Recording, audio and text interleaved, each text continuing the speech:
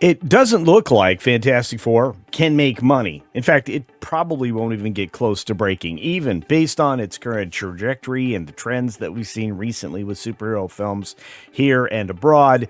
It looks like a sure thing to be a loser.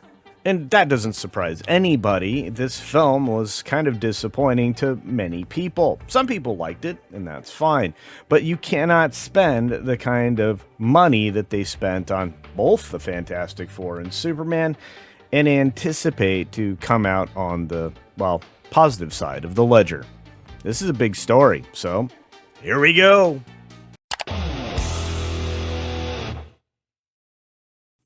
Now, before we get started, just a real quick reminder to double check you're still subscribed to the channel. We're aiming for 40K, 50K, hopefully by the end of the year. I was trying to get to 100K, but YouTube is not helping us any, so help us out here, folks. Just make sure you're subscribed, make sure that you've got all the notifications turned on, and make sure you watch a couple of videos a week, at least in a row. That actually tells YouTube, the algorithm itself, that you're genuinely interested in what you see. And if you do the thumbs up thing and leave a comment, well, that really resonates with YouTube now. In fact, they changed their algorithm to almost require it. But we need to talk more about Superman and Fantastic Four, and specifically the hard time they're going to have coming up on the positive side of the equation. From our friends over at Cosmic Book News, our friend Matt McGloin writes an exclusive article based on conversations at Comic-Con, which, well, you probably are familiar, has been going on. Superman and Fantastic Four budgets soar past $350 million. That makes break-even sky high. No, that means it's extraordinary. These films need to get, well over $800 million just to sniff being break-even, let alone profitable. And I don't think either of them have a chance in Hades of doing it. And if one of them does, it's probably Superman. But as we see here, Matt writes, while we were at Comic-Con over the weekend, a Hollywood insider filled in Cosmic Book News that both James Gunn's Superman and Marvel's Fantastic Four First Steps have blown past their reported budgets, and each of them costing over $350 million. Far above the widely circulated figure of $200 to $225 million. Now, mind you, those budgets that are published, the ones that you usually see and the ones that we start our reporting at most of the time, are the budgets that they put on paper before they started shooting frame one. They're what the budget for the film was supposed to be, not what the actual spend was. And it certainly doesn't get anywhere close to telling us what the actual marketing costs were for each of these projects. And you don't really quite know what the compensation contracts look like either, other than to look at what are industry standards. And that's the way I've reported it. That's the way other people report it. And that's the way Matt's reporting it here. According to the source, the ballooning costs were mainly due to extensive reshoots for both films, which I reported on, Matt reported on, and many other folks in our sphere have reported on. It doesn't matter if it's World of Real or if That Park Place or the folks over at Bounding Into Comics. These are the things that we've been reporting all along. Superman reshoots drove the budget up. Well, yeah. In Gunn's Superman, from what we were told, one sequence reportedly involved a scene where Clark Kent yells at Lois Lane for over 10 minutes, something we were told that test audiences absolutely hated. Well, yeah, there were many things that were reshot for this film, especially after the first test audience. Gunn also acknowledged that the audiences disliked the now infamous squirrel scene, but he kept it in anyway. And I just thought it was nonsensical and out of place, but a lot in the Superman movie was. And yet I still mostly enjoyed the film, despite the fact that apparently Superman isn't so super. At least not more than once in this entire movie. Previous reports have echoed the same, noting that the original composer was fired and the film's marketing strategy was completely overhauled.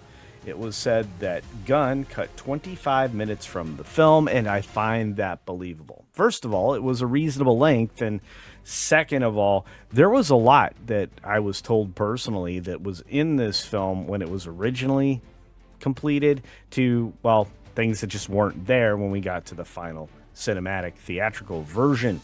Break even is a lot higher. Well, of course it is, especially on the Gunn film, who claims to really try to limit, if completely eliminate, reshoots. In this case, he couldn't. He needed to fix an awful lot of stuff in here, despite the claims that he didn't. He also made a lot of other claims, like Flash was the greatest superhero movie, so take anything Gunn says with a grain of salt. If Gunn's Superman budget is really north of $350 million, which interestingly lines up with the Cleveland, Ohio tax document Gunn previously dismissed, that would put the film's break-even point at over a massive $875 million, $900 million, based on the industry standard of needing 2.5 times the budget. Well, it's actually much higher than that, especially on inside circles. It's much closer to, if not exactly 3 times the budget. Now, this means that this is a lot higher than the 2.5 times for a $225 million budget, which is only $562.5 million, which means they'd be closing in on that this week. Well, it's not the case, and I didn't ever think it was the case, and I think a lot of other rational humans were saying, I don't care what they say, they are not telling us the truth, and that's kind of where we're at.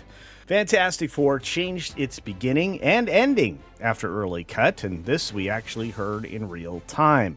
In fact, we heard about all the various times that they had to go back to the drawing board for this film, and not just removing John Malkovich, which we'll talk about here in just a moment. But as for the Fantastic Four, reports have said that the ending may have been changed, and we already know the beginning was, as the director confirmed that John Malkovich's role was cut. Everyone I spoke to at Comic-Con agreed that cutting Malkovich was a mistake, and that he should have stayed in the film, and I agree. There were many other things you could cut out of this movie, but it wouldn't have mattered anyway. There were so many herky-jerky jump cuts and nonsensical direction corrections during this film. It kind of read like a series of trailers or a old-fashioned music video more so than it did a cohesive comic book movie. The insider revealed that the original ending was much darker, which I actually reported on way back when. It was also in basically most of the reporting around the film, and Galactus was set to destroy the Earth and tied to the multiverse, which, let me tell you, Feige got the message on. We don't want the multiverse anymore. We want, this universe, and that's it. Stop it.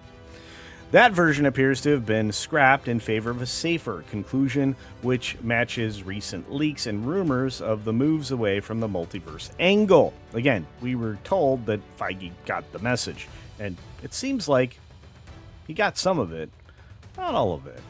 Last year at Comic-Con, the darker version was already being discussed, and including word we were told that the female Silver Surfer would die, and that the Fantastic Four escape their universe to end up in the 616, as was released in the mid-credits scene in Thunderbolts, which, pretty much everybody read the tea leaves on. In the final theatrical cut, however, the female Silver Surfer survives, and Galactus doesn't destroy anything, surviving as well, and pushed off to the farthest reaches of the galaxy.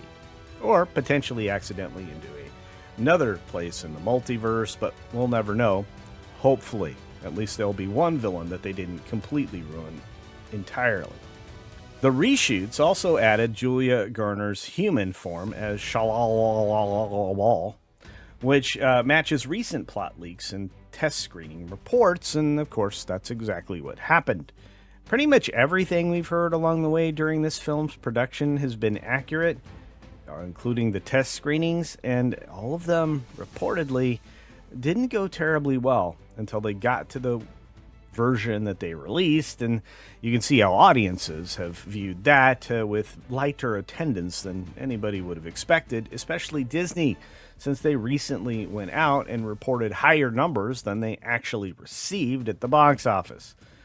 That's a real problem if you're soliciting investment and you have investors, because they are supposed to be able to rely on your statements around financials and performance of the offerings that you have. Is it possible Disney could be in trouble there? I don't know. Gonna have to talk with some of my friends, but feels like it to me. Like Superman, if Fantastic Four really cost over $350 million, and by many reports it was over that number as well, it would also need to make $875 million or more just to break even. That's by industry standards anyway, which again are already adjusted upwards despite, Matt's great reporting here. But hey, at the end of the day, we now know for sure, or at least with some certainty, that neither of these films are likely to break even. Although Superman has a better shot of it, the Fantastic Four is headed into a calamity death spiral that we've been predicting for a long period of time. It's going to be interesting watching the mainstream media, the tabloid or trade media, all owned by Penske, figure out a way to backpedal on this one, because I have a feeling they're going to be eating a lot of yellow snow. Anyway, those are my thoughts on this story for the day. What are yours? It's audience participation time, so let me know your thoughts down in the comments section below. And this really matters, folks. So I want to hear it, because I want to have a conversation on this, and I want to be able to crow and say, I told you so. And as the weeks go on, I think we'll all be able to say I told you so when it comes to Superman and Fantastic Four. As always, be sure to take care of yourself, take care of others, and until next time, see ya! Hopefully at better movies.